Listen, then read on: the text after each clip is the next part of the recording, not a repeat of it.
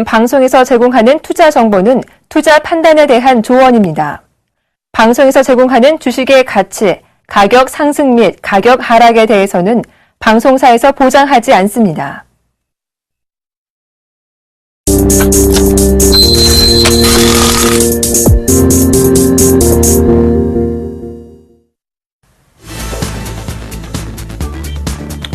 예, 안녕하십니까. 막상막하 투맨쇼, 월요일의 남자죠. 기업 탐방 조민규 멘토입니다. 오늘로 이제 월드컵이 끝났습니다. 독일이 이제 우승을 하면서, 오늘 아침에 이제 승전보를 알리면서 우승을 하면 끝났는데요. 한 달 동안 월드컵을, 지켜보면서 참 우리나라 국민들 남의 나라 잔치를 좀 구경하는 분위기가 아니었나 싶습니다. 요새 주식시장을 보면 참 저 역시도 좀 그런 생각이 듭니다. 급등한 종목군들 내가 들고 있었으면 좋았을 텐데 하는 생각들도 많으실 거고, 혹은 내가 가지고 있는 종목군들이 좀 무거워서 시장의 어떤 수익률을 좀 따라가지 못하는 종목군들 계신 분들 같은 경우에는 좀 실망스럽고 포기하시려는 어떤 그런 마음적인 분위기도 느끼실 텐데요. 그러지 마시고요. 막상막하 투맨쇼와 함께 하신다면 충분히 좋은 수익률로 기대하실 수 있을 거라고 말씀드리도록 하겠습니다. 자, 그럼 오늘도 막상막하 투맨쇼 본격적으로 시작해 보도록 하겠습니다.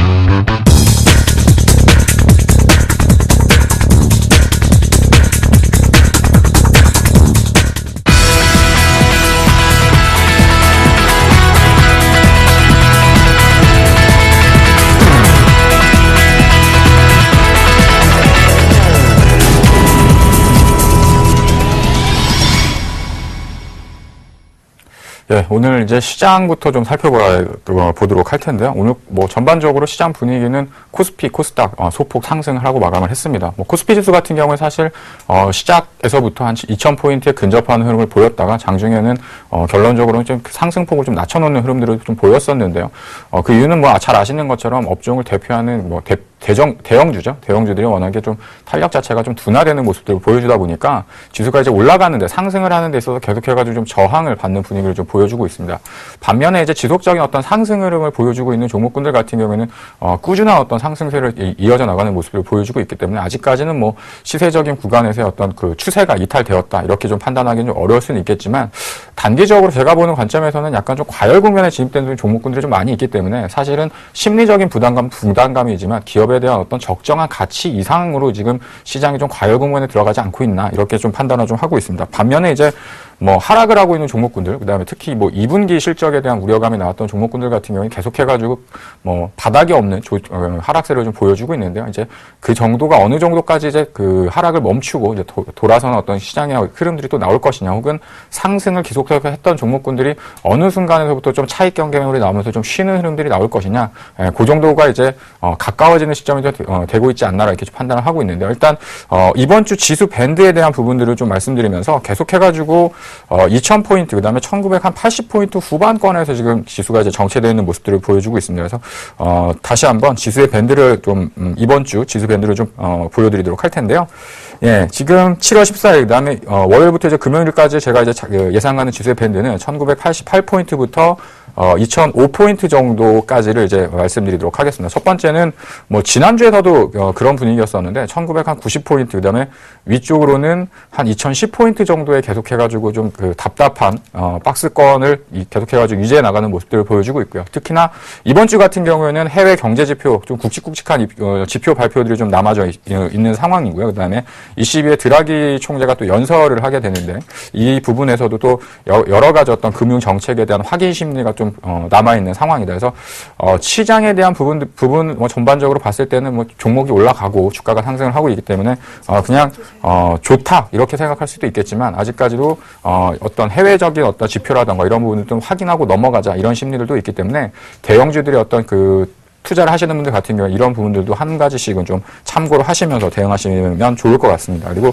두 번째로 이제 2분기 실적 시즌이 시작이 됐습니다. 뭐 일부 종목군들 같은 경우에는 이미 실적 발표를 또 하고 있는 종목군들 같은 경우도 있고요. 대형주 같은 경우도 연이어가지고 이제 실적에 대한 부분들을 발표하게 되어지는데 계속해가지고 2분기 실적이 안 좋다라는 그 부담감을 갖고 있었던 종목군들 같은 경우 최근에 뭐 주가라는 것 자체가 뭐 힘이 없죠. 계속해가지고 뭐 상승보다는 하락을 한다던가 아니면 뭐 떨어지지 않는 정도가 사실은 뭐 자기 자리를 좀 유지하는 정도의 수준이라고 좀 보시면 될 것 같은데 지금 이제 전반적으로 어떤 그 시장이 2분기 실적에 대한 우려감, 그다음에 부담감을 가지고는 있지만 사실상 이제 오히려 주가에 대한 선반영된 측면들이 있기 때문에 오히려 이제 2분기 실적에 대한 부분들을 털고 난다라고 한다면 2분기 실적이 좀 안 좋아졌던 종목군들 같은 경우에도 오히려 이제 바닥을 어느 정도 좀 확인을 하고 상승하는 분위기 쪽으로 좀 추세적인 전환에 대한 변곡점이 좀 되지 않을까 이렇게 좀 판단을 하고 있습니다. 그래서 가지고 계시거나 주식을 가지고 계시거나 혹은 신규로 매수하시는 분들 같은 경우에도 물론 2분기 실적이 좋은 종목군들 같은 경우에 최근 들어서 주가의 상승들이 두드러지는 흐름들을 보였었지만 2분기 실적이 안 좋아서 혹은 확인되지 않았던 그 불확실성, 그다음에 실적에 대한 부담감들 때문에 주가가 하락했던 종목군들 같은 경우에는 오히려 2분기 실적 발표한 이후에 저점을 찍고 주가가 이제 단기적으로 좀 더 돌아서는 그런 모습들을 볼 수 있기 때문에 그런 종목군들도 또 일정을 체크하시면서 좀 확인을 하시는 것도 좀 필요하다라고 말씀을 드리겠습니다. 앞서서 말씀드렸던 것처럼 일부 종목군들 같은 경우에 사실상 심리적으로도 그렇고 기업에 대한 어떤 본질적인 가치보다는 과열 국면으로 진입하는 종목군들 상당히 좀 많아지고 있는 시점이 됐기 때문에 심리적인 부담감, 그다음에 심리적인 부담감이 있다라는 얘기는 신규로 주식을 매수하는 매수 참여자들의 입장에서는 상당히 좀 부담스러울 수 있거든요. 이런 부분들이 시장의 어떤 양극화를 지금 계속해가지고 보여주고 있는 모습들을 보여주고 있는데 이제 이런 부분들이 어느 정도 좀 정점에 다가오는 시점이 됐다. 이게 어느 순간에 돼서 그 물량 돌리기라고 해서 폭탄 던지라고 하는데 이런 부분들이 한 번 정도는 시장이 좀 풀렁하게 되면 오히려 시장의 분위기가 지금까지 어떤 그 좋았던 아주 어떤 그 파라다이스적인 어떤 시장의 흐름들이 또 있었다라고 한다면 그런 부분들도 좀 조심해야 되는 국면이 아닌가 저는 좀 개인적으로 이렇게 생각을 하고 있습니다. 예, 김용주 멘토님께 한 가지 좀 질문을 드릴게요. 네. 네, 지금 그 요새 같은 경우에 시장 자체가 뭐 오르는 종목, 그다음에 뭐 2분기 실적이 안 좋다 했던 종목군들은 계속해가지고 좀 하락을 하고 있는 모습들인데 어느 정도까지 좀 이런 추세가 좀 이어질 거라고 좀 생각을 하고 계신지. 가는 종목 계속 가고 못 가는 종목 계속 못 간다는 얘기를 물어보시는 거죠? 그렇죠. 예. 항상 모든 거는 차면은 넘치고 넘치면은 과한 거고요. 그리고 이제 지금 말씀하신 것처럼 일부 종목에 대해서 우려가 좀 나타나는 거고, 그리고 이제 일부 종목에 대해서는 지금 너무 안 움직여서 좀 문제가 되는 거고요. 그래서 이제 뭐 언제까지다라고 하는 거보다는 사실은 이제 뭐 거의 왔다라고 좀 보는 게 맞는 것 같고요. 여기서 더 이상 뭐 추가적인 어떤 강한 그런 흐름이 나타나는 건 한계가 있다라고 보입니다. 네, 저도 마찬가지 좀 그 의견에 좀 동의하는 편인데 제가 이제 개인 투자자분들을 만나서 얘기를 하다 보면 이 종목 얼마 전까지만 해도 이 정도 수준이었었는데 지금 보니까 뭐 50%, 뭐 70% 이상 뭐 수익 추가적인 상승이 나왔다. 근데 사실상 주식을 갖고 있으면서도 사실 올라갈 때도 불안하고 또 떨어질 때도 하락을 할 때도 좀 불안한 부분들이 있거든요. 근데 심리적으로 보다 보면 정점에 주가가 막 이렇게 그 빨간불을 세우고 막 수직 상승을 했던 종목군들이 잠깐 동안 눌리는 자리에서 거기서부터 추가 수익을 노리겠다고 좀 신규로 접근하시는 분들이 많아서 사실은 좀 그 우려 섞인 좀 걱정의 목소리를 말씀을 드리는데 사실은 그 전부터도 이제 주가가 이제 올라오다 보면 부담스러운 부분들이 있었었고 지금도 마찬가지로 뭐 가는 종목이 더 간다 할 수도 있겠지만 이제는 김용주 멘토님 말씀하셨던 내용대로 저도 마찬가지지만 이제는 너무 이제 고점권에 있는 종목군들을 추격해가지고 큰 수익을 노리겠다 이렇게 판단하는 시점은 좀 지나지 않았었나 이렇게 좀 저 역시도 판단을 하고 있습니다. 제가 이제 시장에 대한 부분들을 말씀을 드렸었는데 오늘 시장에 대해서 좀 정리 좀 다시 한번 해주시죠. 일단 지금 시장은 전체적으로 봤을 때는 그 건전한 상승을 위한 어떤 그 종목의 어떤 순환이 진행되고 있다라고 좀 표현을 할 수 있고요. 그리고 이제 오늘 같은 경우는 이제 분명히 이제 LED가 지난주에 이제 강한 모습을 보였다면, 요번 주에는 이제 오늘 같은 경우 특히나 이제 전기차 관련 종목, 그러니까 전기차가 아니라 정확하게 표현하면 2차전지죠. 2차전지 관련 종목들이 강한 상승을 좀 보였던 것들. 이런 것들이 이제 건전한 어떤 종목의 어떤 순환 과정이 좀 진행됐다고 일단 볼 수가 있고요. 지금 장은 이제 한마디로 말씀드리면, 새로운 대안을 찾고 있는 장이다. 그래서 새로운 대안을 찾고 있는 장임에도 불구하고 지수를 자꾸 물어보시는 분들이 많습니다. 근데 지수는 못 간다고 보시면 될 것 같고요. 전체적으로 장은 하락보다는 지루한 박스권, 그리고 장은 전체적으로 새로운 상승을 위한 대안 종목을 찾고 있는 이런 장으로 보시는 게 맞지 않은가 좀 생각이 듭니다. 예. 참 지수 자체를 앞서서 저희가 지수 밴드도 보고 이제 저 같은 경우는 사실 코스피 지수에 대한 부분들을 좀 신경을 많이 좀 쓰는 편인데 제가 이제 시장을 보다 보니까 이제 그런 생각이 들더라고요. 그러니까 김용주 멘토님께서도 이제 그런 얘기를 하셨지만 계속해가지고 2,000포인트 뭐 넘어서면 사실상 이제 우리나라 지수의 어떤 지수 자체가 어떤 상대적인 어떤 부분으로 본다고 한다면 지수가 덜 올랐기 때문에 저평가됐다 혹은 소외됐다 이렇게 판단할 수 있겠지만 시장에 또 상승하는 종목군들을 보면 또 그렇지만 또 않거든요. 그런 부분들 때문에 뭐 소외됐다 이렇게 표현하는 건 좀 맞지가 않는 것 같아요. 현재 시장의 분위기로 볼 때는 김용주 멘토께서 어느 정도 좀 정리를 좀 깔끔하게 해주셨던 것 같은데 시장은 뭐 김용주 멘토 말씀하셨던 것처럼 이제 당분간 박스권이 좀 진행이 될 수 있다. 그 다음에 종목군들 별로 차별적인 흐름이 다시 한번 나타나겠지만 이제는 많이 올랐었던 종목군들보다는 이제 새로운 어떤 분위기를 갖고 갈 수 있는 그런 종목군들이 하나씩 좀 나타나면서 순환매가 좀 나타날 수 있다라고 기대를 좀 하셔도 될 것 같습니다. 자, 오늘 장에 대한 부분들은 이렇게 좀 정리를 하도록 하겠고요. 오늘 장을 좀 들었다 놨다 했던 특징 종목군들 하나씩 살펴보도록 하겠습니다. 예, 첫 번째 종목은 코디에스입니다. 네, 오늘 같은 경우도 상한가에 근접하는 흐름을 보이면서 한 12% 넘는 좀 급등세를 보였었는데, 관련됐었던 이슈들과 함께 동반해가지고 강세를 보였었던 흐름들이 있는 것 같습니다. 근데, 김용주 멘토님 좀 전에 말씀하셨던 것처럼 전기차 관련해가지고 코디에스와 관련해서 그런 이슈들이 좀 부각이 되면서 코디에스의 주가가 좀 강세를 보였었던 것 같은데, 코디에스 잘 아시고 계시다면 한 말씀만 좀 해주시죠. 한 말씀 아니라 여러 말씀 드릴게요. 사실 이제 오늘 전기차 관련 종목들 많이 올라왔고요. 대표적으로 이제 2차전지 관련주죠. 정확하게 표현되면 2차전지 충전 인프라 관련 종목이 움직였죠.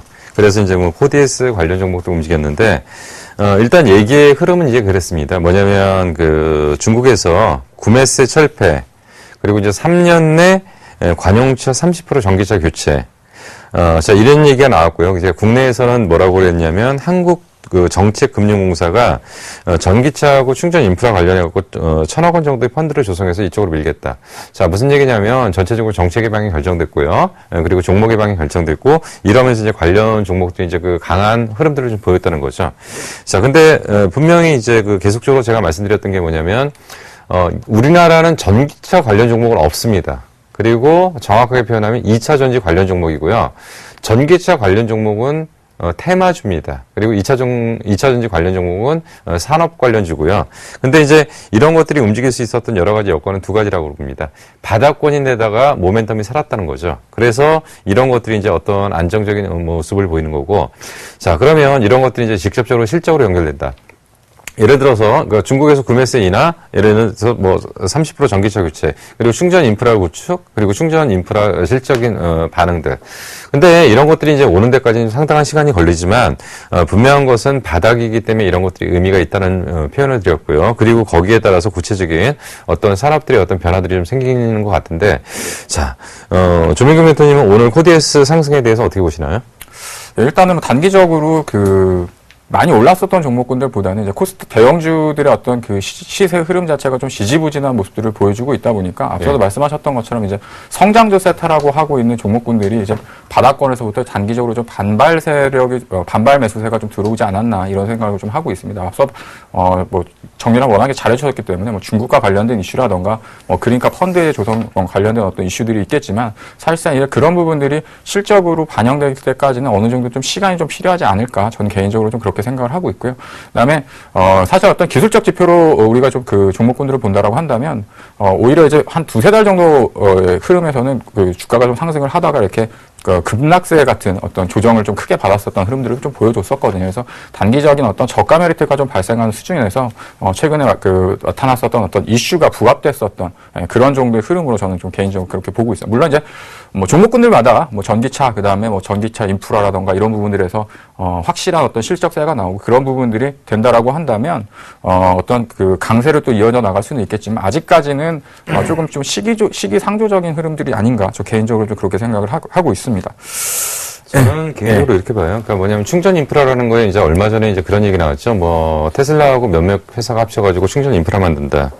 자, 근데 이제 충전 인프라 방법들이 이제 굉장히 다양합니다. 뭐냐면 밑에서 충전, 그러니까 달리면서 도로 밑에서 이제 열선으로 충전하는 방법, 그리고 이제 뭐 배터리 교체하는 방법, 그리고 이제 직접 배터리를 급속 충전하는 방법, 완속 충전하는 방법.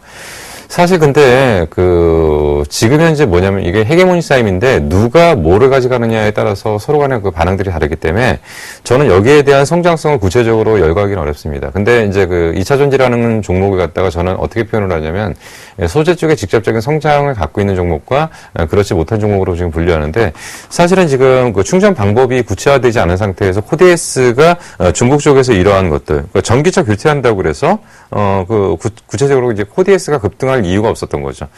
단 뭐냐면 준비된 선수별로 출발하는 거죠. 준비된 선수별로 출발하는 건데 사실은 이거는 차트에 의하거나 수급에 의한 거지 정말 기업의 제대로 된 본질 가치를 갖고 분석하는 건 아니라는 거죠. 그러면 우리는 뭐냐면 당장은 눈에 볼 때 화려한 게 코디에스나 이런 것들이 화려하지만 결국은 지나고 보면 뭐가 되냐면 내용을 갖고 있는 것들이 제대로 출발한다는 거고 뭐 이런 의미에서는 저는 한 가지는 의미를 부여하고 싶은 게 바닥을 잡았구나. 이제 바닥 준비 작업은 확인했고 그러면서 이제 정말 먼저 출발하는 애는 있지만 실질적인 내용들을 갖고 있는 애들이 나중에 초과 수익을 내겠구나 이런 생각을 좀 했습니다. 예. 저도 마찬가지로 김현희 대표를 바깥에서 제가 이렇게 뵀을 때 상당히 좀 침착하고 그다음에 종목과 산업에 대한 분석을 참 잘하시나라는 생각이 들었었는데 제가 오늘 방송을 하다 보니까 저 역시도 아마 그 부분들이 실질적으로 실적이 뒷받침되면서 어떤 성장성을 겸비한 종목군들을 봐야 된다. 뭐 이렇게 좀 정리를 해드리면 될 것 같습니다. 두 번째 키워드 한번 확인해 보도록 하겠습니다. 예, 두 번째 키워드는요, 현대산업입니다. 예, 뭐 현대산업 같은 경우도 이제 오늘 단기적인 좀 급등세를 좀 보여주면서 최근 들어서 주가의 흐름들이 상당히 좀 견고했던 모습들을 좀 보여주고 있습니다. 특히 이제 건설 업종이라고 해야겠죠. 뭐 현대건설, 대림산업, 그다음에 현대산업, 뭐 그다음에 중소형 건설사들, 뭐 사모라던가 뭐 이런 기업들이 상당히 좀 주가의 흐름들이 좋은 모습들을 보였었는데 실질적으로 올 봄 정도만 하더라도 건설주에 대한 기대감들이 좀 많았었다가 사실은 좀 시간이 지나면서 좀 그런 부분들이 좀 소강 국면으로 좀 진행되는 모습들을 보였었거든요. 근데 오늘 같은 경우에는 또 현대산업, 그다음에 건설업종이 최근 들어서 좀 강세를 보였었는데 그 이유에 대해서 좀 한 말씀만 해주시죠. 예. 마음에 안 들어요. 부동산? 부동산이 마음에 안 드는 게 아니라 예. 사실은 정확하게 표현하면 이제 그 논리가 그거잖아요. 부동산 규제 완화가 되기 때문에 부동산 주택 시장이 활성화될 거다. 예. 근데 이제 웃기는 게 뭐냐면 지금 이제 우리나라 국내 내수 시장 관점에서의 어떤 부동산, 그러니까 아파트나 이런 것들에 대해서는 한계가 노출된 거죠. 혹시 아파트가 평당 최고점을 찍었던 게 평당 얼마까지 들어보셨습니까? 제가 듣기로는 이제 주상복합 뭐 이런 쪽에서는 한 3천만 원 정도까지는 평당? 예. 저는 평당 1억까지 들어봤어요. 1억이요? 예. 근데 그때도 이제 경제신문 기자들이 광분을 하더라고요. 뭐냐면 이거는 그렇게 갈 수밖에 없다. 근데 이제 거꾸로 보면 어떻게 보면은 사실은 이제 그거죠. 그러니까 파락군이기 때문에 가능하다. 예. 예, 근데 이제 베이비 부모라는 어떤 기준으로 놓고 본다면 사실은 부동산 가격은 떨어질 수밖에 없는 상황이 된 거고, 그래서 이제 저는 사실 부동산이랑 이제 그 건설 쪽은 어떻게 분석을 하냐면, 이제 내수준이나 수출준화로 분류를 합니다. 근데, 사실은 내수준은 한계가 노출됐다고 보는 거고요. 그러면 국내에서는 어떤 새로운 주거 환경이 정립되기 전까지는, 내수준은 분명히 한계가 있다고 보거든요. 예. 근데, 수출주는 그렇게 안 봐요. 근데 요번에 올라왔을 때 수출주 중심으로 올라왔다는 건 오케이라는 거죠. 근데 현대산업개발은 사실 내수주거든요.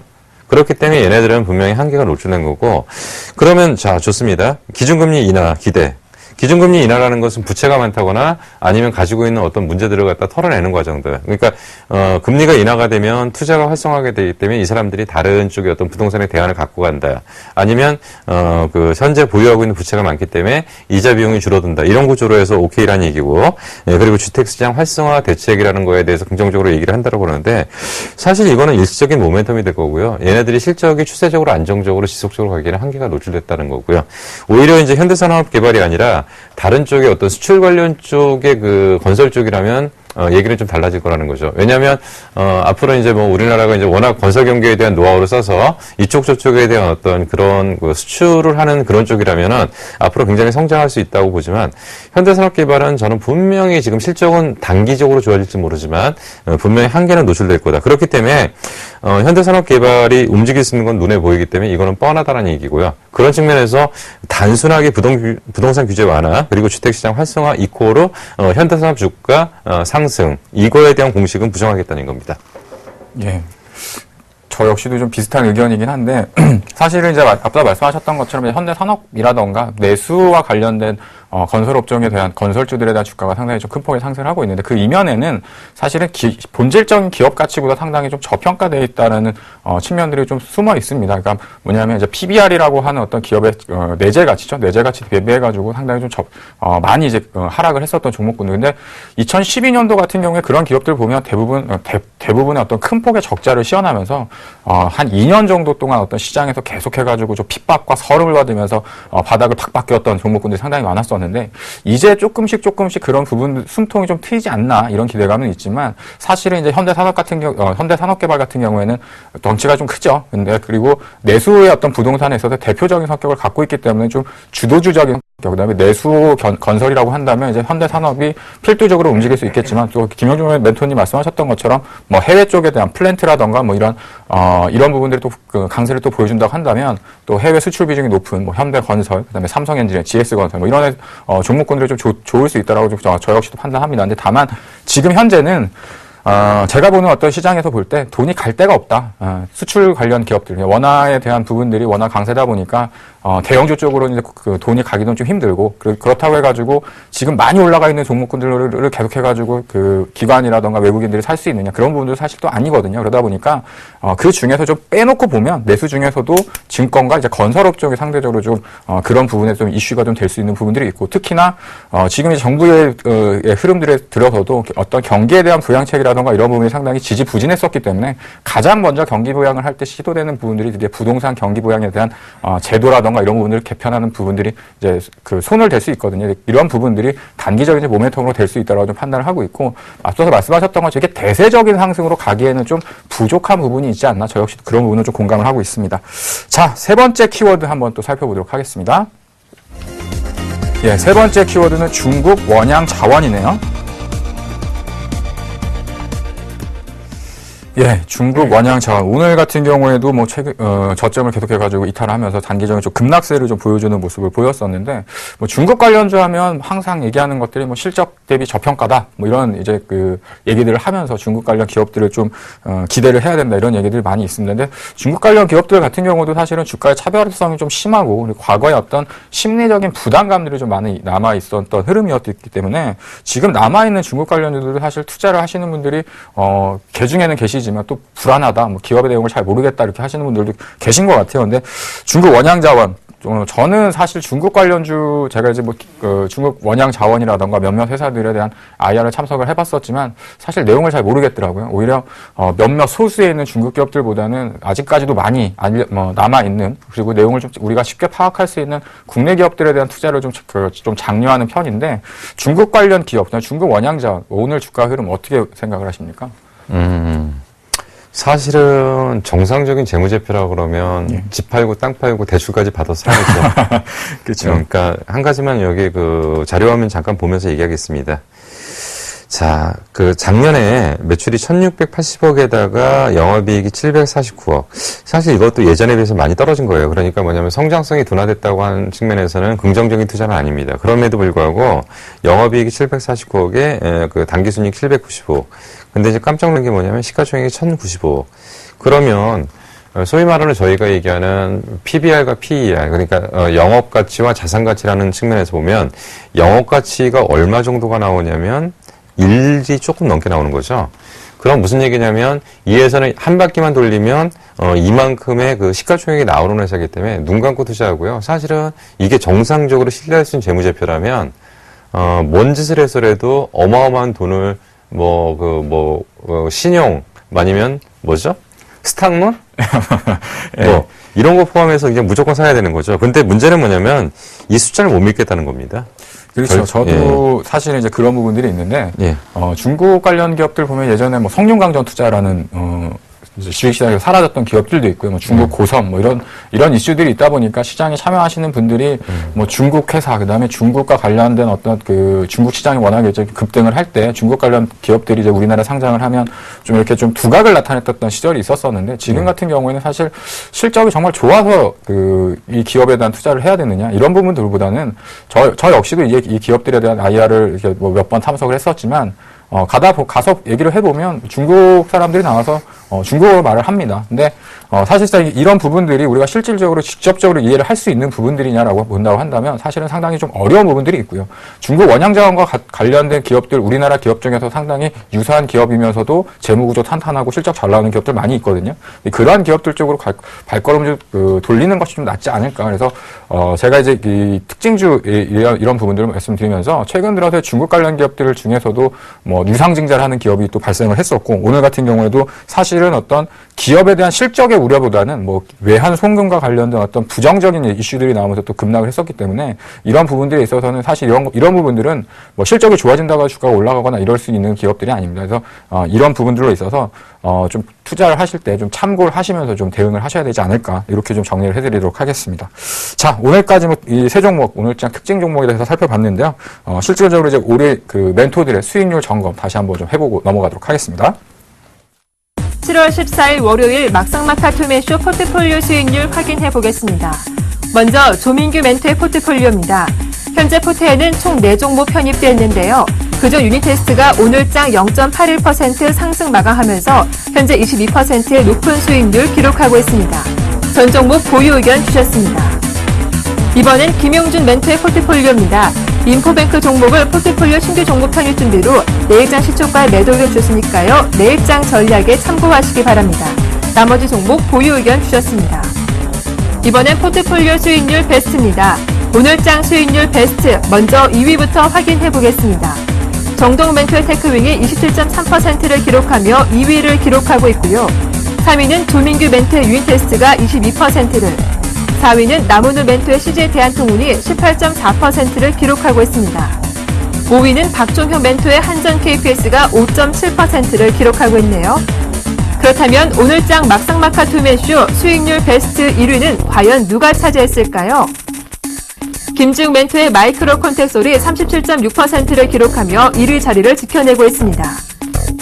이번엔 누적 수익률 베스트입니다. 1위는 정동훈 멘토가 70%를 기록하고 있고요. 2위는 조민규 멘토가 56.5%를, 3위는 김지웅 멘토가 38.3%를 기록하고 있는 모습입니다. 마지막으로 막상막하 투매쇼 명예의 전당입니다. 정재훈 멘토가 금메달, 은메달을 모두 독식하고 있죠. 사마 네트워크스와 YB로드가 금메달, 은메달을 차지하고 있고요. 예변군 멘토의 바택이 동메달을 기록하며 명예의 전당을 빛내고 있습니다. 여러분들의 수익률을 책임지고 있는 막상막하 투맨쇼. 과연 내일장 포트폴리오에서는 어떤 순위 변동률이 생길지 멘토들의 내일장 수익률도 기대해 주시기 바랍니다.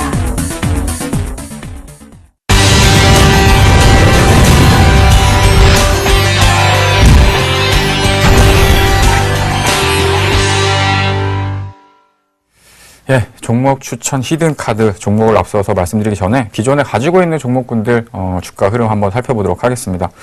예, 첫 번째로 이제 유닛 테스트인데요. 단기적으로 좀 조정을 받았다가 다시 제자리로 이제 올라서는 흐름들을 보여주고 있고요. 지금 그 투맨쇼 포트폴리오 수익률 이렇게 나오는 것들을 보다 보니까 유닛 테스트하고 좀 유사한 회사들이 좀 많은 것 같아요. 마이크로 콘텍스 같은 경우는 뭐 SSD 테스터, 그다음에 소켓 뭐 이런 부분들이고, 그다음에 테크인 같은 경우에 또 반도체 검사 쪽에 들어가는 이제 이송 장비를 만드는 회사인데, 유닛 테스트는 사실은 SSD 검사 장비, 그다음에 그 반도체 검사 장비를 또 하고 있는 두 가지를 또 같이 영위하고 있는 회사이기 때문에 오히려 이제 나중에 가면 그 회사들의 어떤 주가 수익률을 좀 따라잡지 않을까 개인적으로 좀 그렇게 기대를 하고 있습니다. 앞서서 뭐 계속해가지고 유닛 테스트는 뭐 말씀을 드렸었기 때문에 좀 넘어가도록 하겠고요.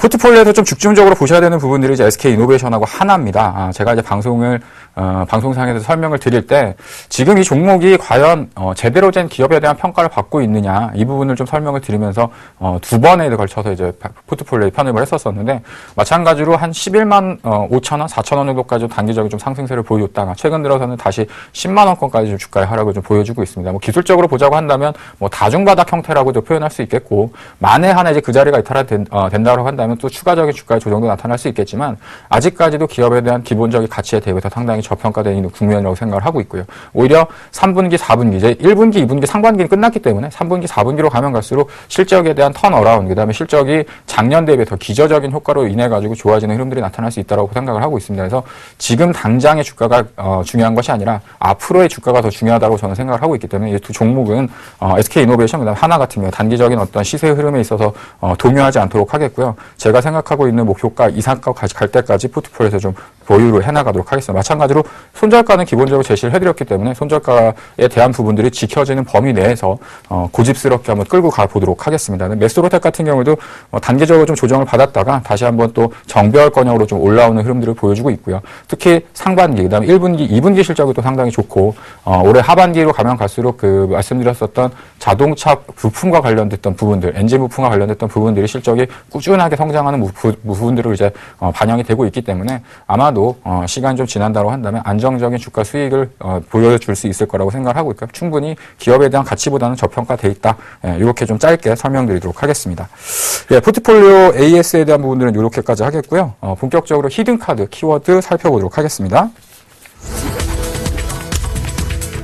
예, 첫 번째 키워드입니다. 고령화입니다. 두 번째 실적은 최대 실적이고요. 네, 세 번째는 헬스케어입니다.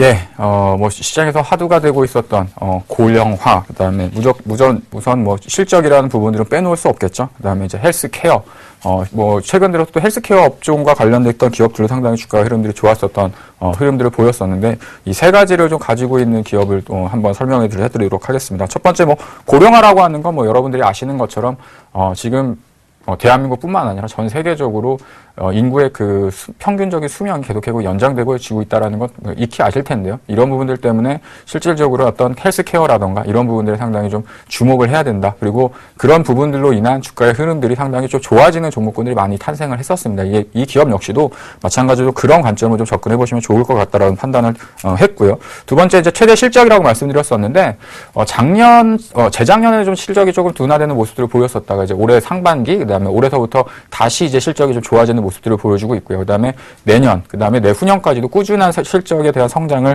기대해도 좋다라고 좀 전망이 되어지고 있습니다. 그래서 마찬가지로 이제 이 어떤 시대적인 흐름과 시대적인 트렌드가 이쪽에 대한 업황, 그다음에 이런 관심주 쪽으로도 좀 주가에 대한 흐름들이 좋은 모습을 보여주고 있기 때문에 최대 실적, 당연히 실적이 좋은 주가는 올라가겠죠. 네, 끝으로 이제 헬스케어인데요. 이제 종목명을 말씀드리고 그 다음에 이제 하나하나씩 살펴보시면 이 회사가 과연 어떤 회사지?라고 이제 궁금하시게 생각하실 수 있을 텐데, 헬스케어라는 건 뭐 잘 아시는 것처럼 이제 의료기기와 관련된 기업이다라고 좀 보시면 될 것 같습니다. 근데 아마 기업에 대한 내용을 들으시고 헬스케어라고 얘기를 드리면 아마 좀 매칭이 이렇게 이해가 좀 안 되시는 분들이 계실 텐데 종목에 대한 부분 한번 말씀드리도록 하겠습니다. 예, 제 추천 히든 카드는요, 대원제약입니다. 예, 앞서 말씀드렸던 것처럼 고령화, 그 다음에 최대 실적, 헬스케어, 그런데 대원제약이면 제약주 아닌가 이렇게 보시는 분들이 계실 텐데요.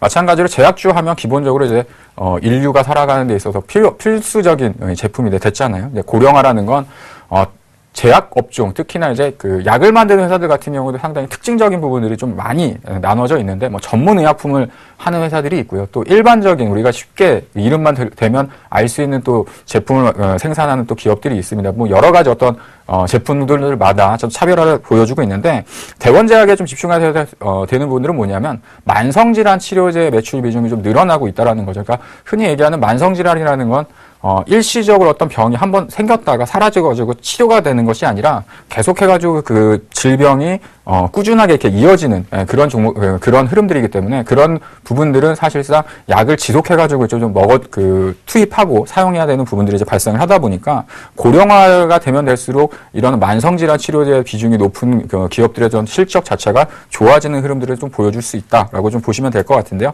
대원제약에 대해서 간략하게 좀 설명을 해드리도록 하겠습니다. 네, 화면을 보시면요. 지금 1961년도에 설립이 되었습니다. 그래서 업력으로 보면 53년 정도 업력을 지금 진행을 하고 있고요. 그다음에 1999년도에 이제 주가 상장을 했기 때문에 상장된 지 한 15년 정도 된 회사다라고 좀 보시면 될 것 같습니다. 그래서 일반 의약품이나 뭐 전문 의약품을 제조 판매하고 있는 회사고요.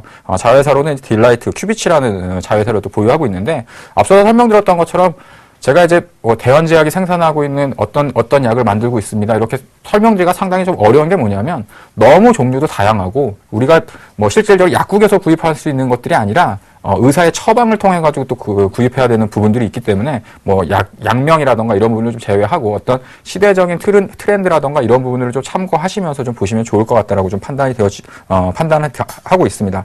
두 번째로는 그 헬스케어라는 부분에 그 키워드를 말씀을 드렸었는데, 헬스케어 같은 경우도 여러 가지 어떤 사업을 진행을 하고 있죠. 근데 대원제약 같은 경우에는 딜라이트라는 자회사를 통해 가지고 보청기 사업을 하고 있습니다. 그래서 상당히 좀 그 시장에서 많이 알려져 있는 어떤 그 사업적인 아이템은 아닌데, 마찬가지로 이 보청기 사업을 통해 가지고 꾸준한 어떤 외형 성장을 또 거듭해 나가는 모습들을 보여주고 있고요. 특히나 이런 부분들이 정부의 지원을 통해 가지고 보청기 사업에 대한 안정적인 매출 구조를 끌고 나간다는 것도 참고하시면 좋을 것 같아요.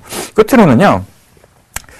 예, 매출액에 대한 추이를 좀 설명해 드리도록 할 텐데, 지금 매출액을 보시면 2011년도, 2012년도 때는 좀 1,400억 정도가 안 되는 정도까지 이렇게 좀 매출이 주춤한 모습을 보였습니다. 그 이유는 뭐냐면 약가 인하가 있었죠. 그래서 보험 의료보험이 이렇게 해당되는 부분들 때문에 약가 인하에 대한 부분들이 노출이 되면서 실질적으로 대학업종이 그때 단기적인 좀 급락을 하는 모습들을 보였습니다. 근데 지금 2013년도 1,600억 가까운 매출을 성장을 보였었고요. 올해 같은 경우는 1,800억, 내년 같은 경우는 2,000억 정도 수준으로 매출액이 꾸준하게 증가되는 모습들을 보여주고 있기 때문에 기존의 어떤 약가 인하에 따른 어떤 그 수급적인 부분, 그다음에 실적에 대한 둔화에 대한 우려는 어느 정도 좀 탈피를 하지 않았나, 이렇게 좀 보시면 될 것 같습니다.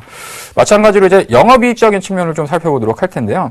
이익적인 부분도 마찬가지로 2011년도, 2012년도에 좀 이익이 정체되는 모습을 보였었다가 작년 같은 경우에 이제 150억 정도의 영업이익을 보였었고, 올해 같은 경우는 한 200원에 근접하는 영업이익을 보였을 것으로 예상을 하고 있기 때문에 아마도 이제 사상 최대 실적을 좀 달성이 기대되고 있는 기업이다라고 좀 보시면 될 것 같습니다. 특히나 분기적인 어떤 실적 추이를 보다 보면 1분기보다는 2분기, 3분기가 가면 갈수록 실적이 좋아지는 흐름들을 보였었거든요. 그래서 1분기가 상대적으로 작년 대비해서는 물론 소폭 성장하는 모습들을 보였었지만 2분기와 그 다음에 하반기로 가면 갈수록 실적에 대한 모멘텀을 기대할 수 있는 부분들이 발생할 수 있겠다라고 정리를 좀 해드리도록 하겠습니다. 예, 차트를 보시면서요, 주가에 대한 흐름들을 좀 설명드리도록 할 텐데요. 예.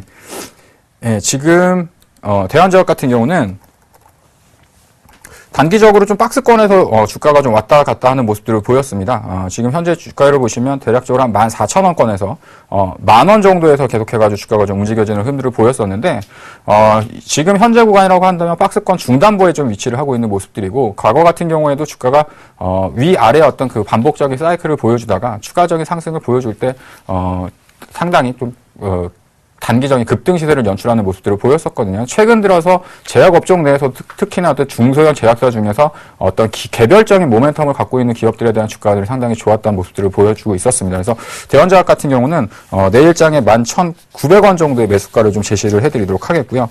1차 목표가는 14,000원, 그 다음에 손절가는 1,300원 정도로 제시해서 포트폴리오에 편입을 하도록 하겠습니다. 예, 지금까지 종목 추천 히든카드 조민규였습니다.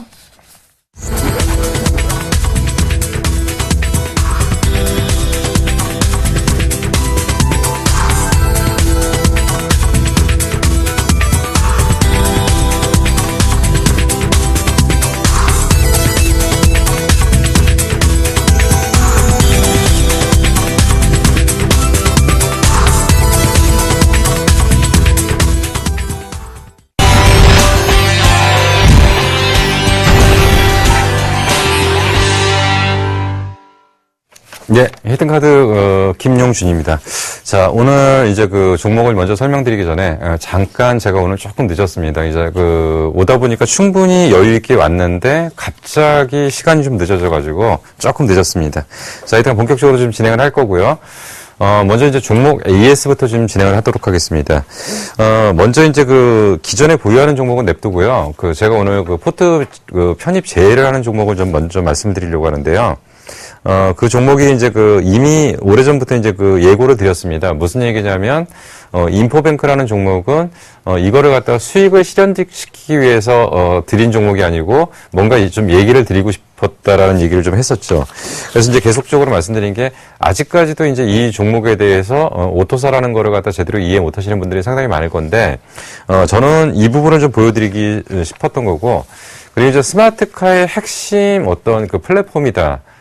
이게 이제 지금은 뭐가 되냐면, 지금은 주가가 안 움직이니까 저게 뭐야 그러는데, 어느 순간인가는, 그게 그거였어라는 얘기가 나올 때가 있겠죠. 근데 우선적으로는 제일 먼저 보여드리고 싶었던 게, 오토사라는, 핵심 스마트카의 플랫폼이다. 그렇기 때문에 이거에 대한 성장성은 무궁무진하다.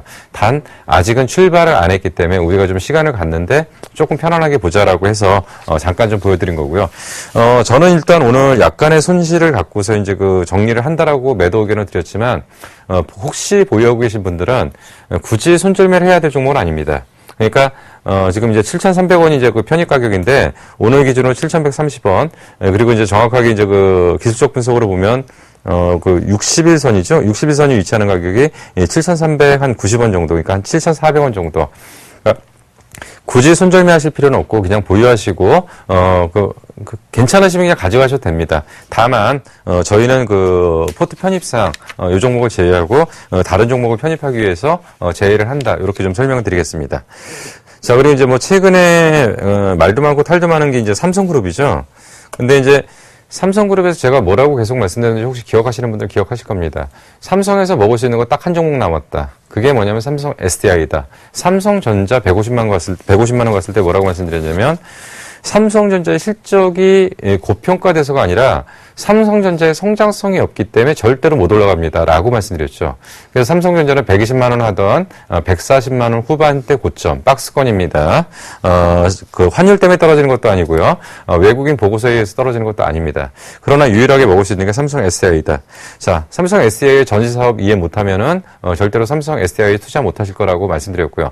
전지산업이 지금 본격적으로 개화하는 시기는 아니지만 다소 시기는 남았는데 지금은 주가를 올려야 될 이유가 있습니다. 라고 말씀드렸죠. 그래서 그 정도로 좀 이해를 하시면 될 것 같고요. 자, 크루셜텍은, 저희가 이제 3분기 어떤 수주 모멘텀을 지금 보고 가는 거죠. 자, 지문인식 방식이 위에서 아래로 긁어내리는 거, 어떻게 하는 거, 여러 가지 방법이 있고요. 두 가지가 다 가능한 상태이고요. 사실은 이제 삼성에서 채택하는 방법과 중국에서 채택하는 방법이 다르다. 근데 분명한 거는, 3분기 안에 상당히 의미 있는 수주가 나올 것 같다. 크루셜텍 같은 경우에 작년에 많이 문제가 됐던 게 뭐냐면 기관의 신뢰를 잃었습니다. 기관의 신뢰를 잃어서 된다 하다가 안 됐기 때문에 계속 기관들이 좋은 분위기에서 계속 주가를 형성시키려고 하다가 안 됐던 부분들이 좀 상당히 컸다라고 얘기를 드렸죠. 근데 올해는 아마 분명히 될 것 같습니다. 그래서 이제 조금 지켜보시면 될 것 같고요. 저희는 가능하다면 그 중국에서 이제 그 매출 인식돼서 주가가 움직이는 때에 포트 편입을 제외할 겁니다. 사실은 이게 이제 주력 포트로 가려고 그러는 게 아니었고 원래 이제 종목을 좀 설명드리려고 했던 부분들이 대박 플러스부터 연결돼서 온 거였죠. 그렇지만 분명히 약속드렸던 부분까지 끌고 갑니다. 그렇기 때문에 가져가는 거라고 보시면 될 것 같고요. 본격적인 상승에 대한 탄력을 받는 시기. 그러니까 저희가 항상 뭐라고 얘기하냐면 주식은 강을 건너야 됩니다. 요단의 강을 건너야 되는데 강을 건너기 전까지는 적게 가지고 있는 사람이 약자고요. 많이 갖고 있는 사람이 강자입니다. 그래서 걔네들이 항상 들었다 놨다 할 때 우리는 거기에 휘둘려야 됩니다. 그래서 그런 부분들이 좀 있다라는 얘기를 좀 드렸고요. 시간이 없어서 좀 짧게 진행하겠습니다. 자, 포스코 ICT 뭐라고 말씀드렸냐면 고퍼에 사서 저퍼에 판다라고 말씀드렸죠. 그래서 고퍼에 사서 저퍼에 파는 거라고 보시면 되고 성장성 부각되기 전까지 좀 기다리시면 될 것 같습니다. 자, 일진모티리얼 오늘 그 2차 전지 아까 관련 얘기를 나왔을 때 관련 종목으로 묶일 수 있는 거고요. 정확하게 음극 일렉포일 하는 업체라고 말씀드렸고요. 양극 물질을 할 수 있고요. 그리고 음극에 대한 직접적인 어떤 소재 개발 가능한 업체라고 말씀드렸죠. 그런 정도에서 오늘 관련 종목에 대한 리뷰는 마감을 하도록 하겠습니다. 예, 제 히든카드 키워드부터 정리를 좀 해드리겠습니다. 첫 번째 키워드입니다. 코스닥의 주도주입니다. 두 번째 키워드는 산업의 본격적인 기여합니다. 세 번째로는 LED 조명 부분입니다. 자, 무슨 얘기냐면 코스닥 주도주라는 얘기는 뭐냐면 코스닥의 시장을 향후 끌고 나갈 종목이라고 했는데 지금은 2세대 종목군이 올라와야 되는데 불건전하다고 말씀드렸죠. 그래서 1세대 종목의 연장선상이라고 말씀드렸습니다. 그러면 2세대 종목의 지수를 끌고 나갈 수 있는 핵심 종목 중에 하나라고 설명을 드릴 거고요. 두 번째 키워드입니다. 산업의 본격적인 개화.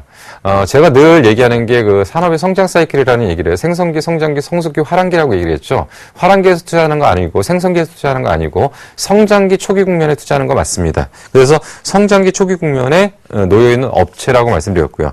세 번째 키워드입니다. LED를 투자하는 건 맞는데 LED IT 부품 쪽에서 헤매시면 안 된다고 말씀드렸고 LED는 정확하게 어느 쪽에서 투자하시면 되냐면 조명 쪽에서 투자하시면 된다고 말씀드렸습니다. 예, 그래서 제가 준비한 종목은 너무나 잘하시는 종목입니다. 서울반도체입니다. 예, 서울반도체는 그냥 업황을 보여드리기 위해서 가져온 겁니다. 이걸 갖고 초과 수익을 내겠다는 얘기는 절대 아니고요. 그래서 이제 첫 번째로 정리를 해드릴 게 뭐냐면 점점 좋아집니다. 점점 해가서 좋아지는 거 이런 거 있죠. 예, 그런 거, 그러니까 제가 음악을 잘 몰라서 그러는데 하여튼 그런 게 있습니다. 그래서 2분기보다 3분기, 3분기보다 4분기, 내년 1분기가 더 좋아지고 점점점 시장은 좋아지는 겁니다. 그리고 이제 우리가 많이 얘기를 했던 게 그 서울반도체의 최고 조명이 아크리치 1, 2 시리즈인데 이제 아크리치 3가 나옵니다. 그래서 서울반도체 설명드릴 게 가끔 말씀드린 게 에디슨의 백열등이 100년을 지배했으면 아크리치는 1000년을 지배할 거다. 그래서 서울반도체 문구에 그렇게 들어갔다고 그랬죠. 그래서 아크리치 시대가 오는데 아크리치 3가 본격적으로 북미와 유럽에 판매가 가세될 겁니다.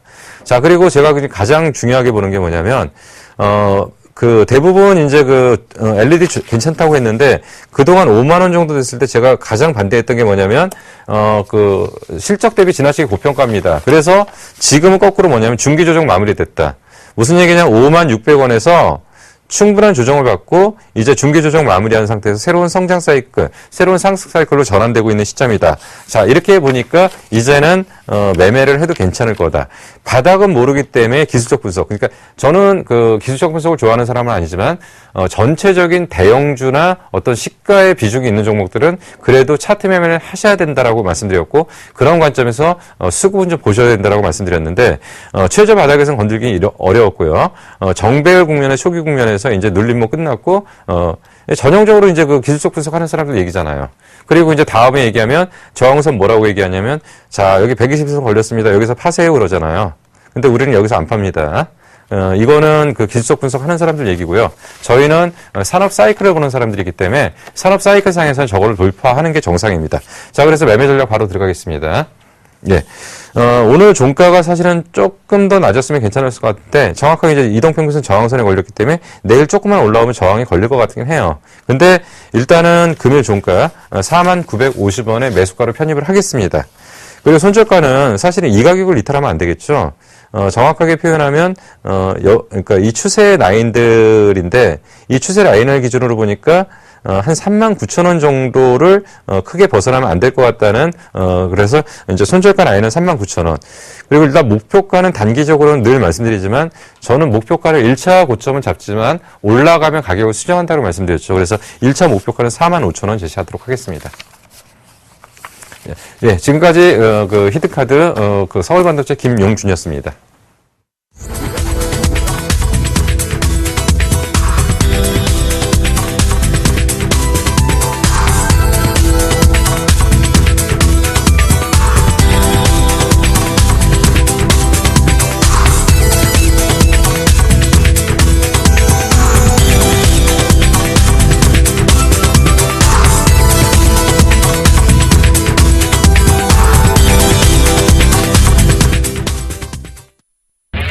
검색창에 샘플러스를 입력하시고 전문가 방송을 클릭하시면 서울경제 특급 전문가들이 여러분의 수익률을 책임집니다. 주식 투자 샘플러스와 함께하세요. 네, 매번 옆쪽에서 그 다른 멘토분이 이렇게 안정적으로 진행하시는 부분을 하다가 막상 제가 혼자 진행을 하다 보니까 상당히 좀 어려움이 있네요. 오늘 김용준 멘토분님하고 이제 오늘 처음 방송을 해봤었는데 어떠세요? 파트너 마음에 드십니까? 그러니까 그거를 이제 그 얘기를 하면 마음에 든다고 얘기를 하지만 그 방송용 멘트가 될 것 같고요. 알겠습니다. 네, 오늘 저 처음 제가 살짝 좀 늦어서 좀 죄송하고 사실 오늘 저 앞부분을 잘 받쳐줘서 고맙습니다. 예. 예, 아무튼 뭐 다음 주에도 저희 월요일에 또 김영준 멘토 그다음에 저 조민규 또 다시 한번 좀 찾아뵙도록 하겠고요. 내일에도 또 다른 멘토분들도 또 오시니까 많은 시청 부탁드리도록 하겠습니다. 오늘 방송은 여기까지였습니다. 감사합니다. 네, 감사합니다.